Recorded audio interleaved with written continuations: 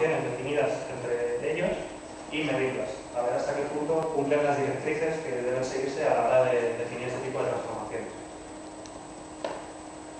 Bien. En esta transparencia, por un lado están las reglas declarativas y las reglas imperativas. Como he comentado anteriormente, se recomienda que sean mayormente declarativas por los beneficios que ofrecen. Y además es mucho más sencillo traducir una regla declarativa a una imperativa que viceversa. Entonces, siempre en todos los manuales y en todas las herramientas se tiende a declarativo, aunque muchas veces no es posible una solución completamente declarativa y se tiende a que sean híbridas. En este sentido, las reglas declarativas obligatoriamente tienen un patrón de entrada definido sobre el metamodelo de entrada y un patrón de salida que permite generar a partir de ese elemento de entrada uno o varios elementos de salida del metamodelo, un modelo de salida. Por otro lado, también tiene construcciones opcionales a evitar, como la declaración de variables locales que actúan como constantes dentro de la regla, no son reutilizables fuera de la regla, y además permite también incluir instrucciones imperativas dentro de una regla declarativa, lo cual es completamente se pretende que no exista eso.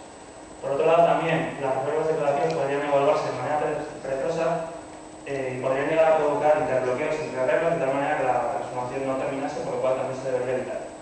En cuanto a las imperativas, cualquiera de sus construcciones es opcional y en general las reglas imperativas es mejor evitarlas.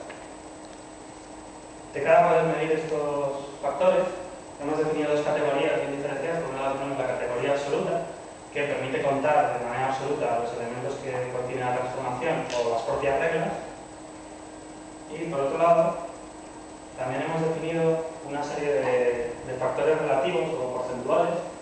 Los cuatro superiores indicarían el factor de uso de las construcciones a evitar, por decirlo de alguna manera, y el último factor sería el que indica de manera global cuál es la calidad en términos de nuestras métricas de esa transformación.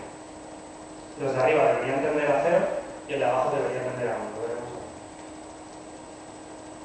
Bien. Estos son los resultados de la comparativa de todas las transformaciones para la categoría absoluta. Como vemos, aportan valores absolutos de cada una de las construcciones y en el caso de que no cumplan las condiciones por defecto o los valores preferidos, aparecen sombreadas. En el cañón no se ve muy bien, pero en principio debería verse un poco mejor. Esto está generado, este es el informe XHTML que se genera y, entre otras cosas, nos permite modificar estas condiciones y actualizarlo en tiempo real dependiendo de lo que queramos hacer con estas medidas. Estos serían los resultados correspondientes a nivel de gráficos SVG, son resultados que genera la herramienta y, en principio, todas estas cajitas deberían estar vacías, como en el caso de las reglas perezosas. Estas transformaciones que hemos evaluado no utilizan construcciones perezosas, lo cual es bueno, porque evita que se produzcan interbloqueos, o por lo menos garantiza que no se van a producir.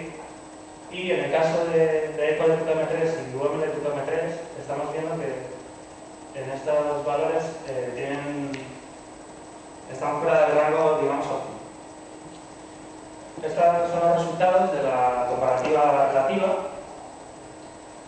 y son bastante más sencillos de identificar los posibles puntos de optimización.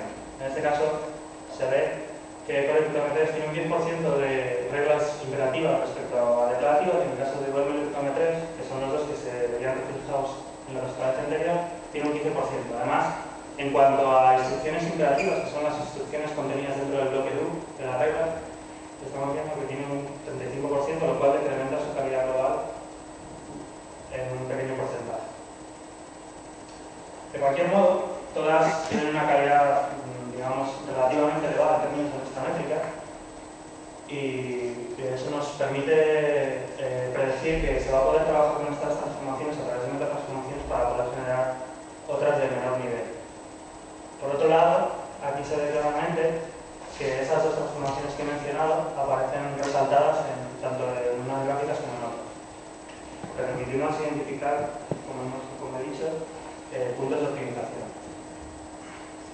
Bueno, una vez expuesta la metodología y los resultados, las contribuciones principales que se han identificado, por un lado, ofrecemos una definición extensible y la posibilidad de ejecutar esa definición formal de métricas para modelos de transformación, así como unos resultados cuantitativos y límites de relación de dichos resultados entre diversos puentes entre espacios tecnológicos diseñados con ATL.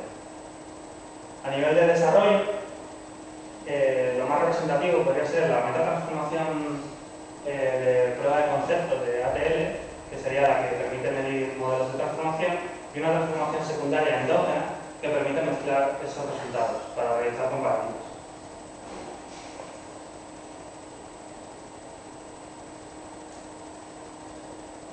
En cualquier caso, hemos llegado a la conclusión de que el sistema deductivo es mucho más importante que cualquier significado que puedan tener las instrucciones o las construcciones del lenguaje. De tal manera que a través de especificaciones más formales se podría conseguir definición de transformaciones de una manera más genérica o que se pudiesen componer. Y además siempre existiría la posibilidad, como hemos visto a través de inyectores y extractores, de tener lenguajes con múltiples sintaxis, de tal manera que una sintaxis podría ser muy formal, otra menos formal, más para el usuario final, o incluso visuales. Me gustaría recalcar que el término formal indica la importancia de la forma respecto al contenido, como en matemáticas formales o en teoría de reescritura de grafos, y es una de las bases de nuestra investigación. Respecto al trabajo futuro, estas son las tres principales líneas de investigación que hemos identificado. La primera de ellas, la más ambiciosa, sería la inferencia de puentes entre espacios tecnológicos y metamodelos paralelos. Es decir, por un lado tendríamos un conjunto de documentos o un esquema que define un conjunto de documentos y queremos ver en qué medida se podrían generar los metamodelos del espacio tecnológico de Core para así generar los puentes de manera automática, los inyectores y los extractores. A día de hoy esto no es posible y hay que hacerlo manualmente. Podemos tener un lenguaje definido en XML, pero aún así deberíamos redefinirlo dentro del espacio tecnológico de Core con el trabajo que supone. También nos interesaría disponer de un entorno de desarrollo genérico para las soluciones actuales de metamodelado que permita el mayor grado de interoperabilidad entre ellas, así como la optimización de las métricas propuestas y de las propias transformaciones.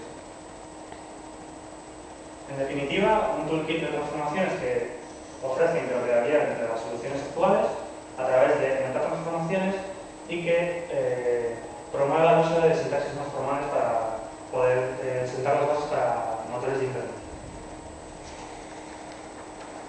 Finalmente, en cuanto a la difusión de resultados, el resultado más significativo se podría decir que es el primero, que es en el que se presentó la taxonomía que mostré antes y que fue presentado en febrero y fue aceptado.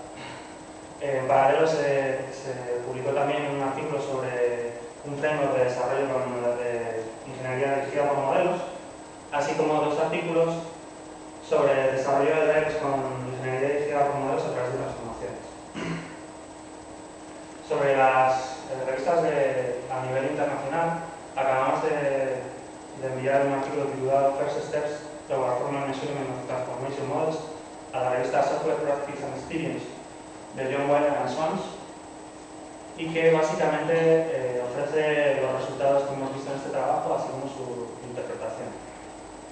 Anteriormente a esta revista también participé como autor principal en otra denominada Computers Engineering Behavior de LSD, y el artículo se titula Interactive Web Environment for Collaborative and Extensive Diagram Based Learning, que básicamente proponía un sistema de diseño de diagramas colaborativo a través de navegadores web y que empleaba SVG para diseñar los diagramas.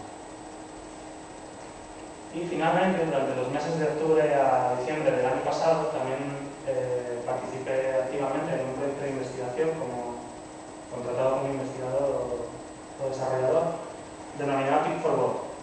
Mis tareas principales fueron apoyo al framework de base y principalmente era encargado del módulo de comunicación de máquina, donde se planteó la posibilidad de generar interfaces de manera automática a través de modelos de workflow. Y si el tribunal lo estima oportuno, procederé con la demostración del sistema. Lo estimamos oportuno. Bien. Este sería el entorno de desarrollo, está dentro del CD de la memoria y principalmente en la carpeta metamodelos